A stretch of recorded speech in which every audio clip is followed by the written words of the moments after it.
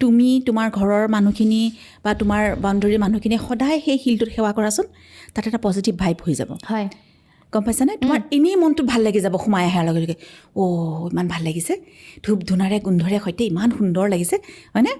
গতিকে মন্দিৰলৈ মই সেইকাৰণেহে যাওঁ। আৰু মানুহে তাত সেৱা কৰোঁতে কৰোঁতে সেয়া সিদ্ধপীঠ হৈ যায়, তাত সিদ্ধি লাভ কৰাৰ নিচিনা কথা হয়। আৰু সেইকাৰণেহে মই মন্দিৰলৈ যাওঁ। মন্দিৰত মই ভগৱান বিচাৰি নহয়।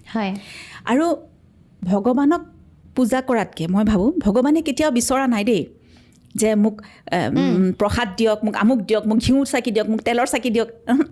সেইবিলাক আমি নিজে মানুহে বনাই লৈছোঁ। কথাটো হৈছে তুমি নেদেখা বস্তুটোক তোমাক ইমান তোমাৰ শ্ৰদ্ধা, কিন্তু তুমি মুখৰ আগত থকা মানুহজনক সদায় অশ্ৰদ্ধা।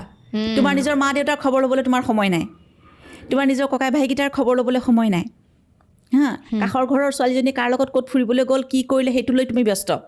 নামঘৰলৈ গৈ পেলাই ইফালে নাম গাই আছে, ইফালে বেলেগ কথা লৈ ব্যস্ত। গতিকে সেইবোৰ কৰাতকৈ তুমি সন্মুখৰ মানুহজনৰ কথা ভাবা। মোৰ কাৰণে সেইজনহে ভগৱান।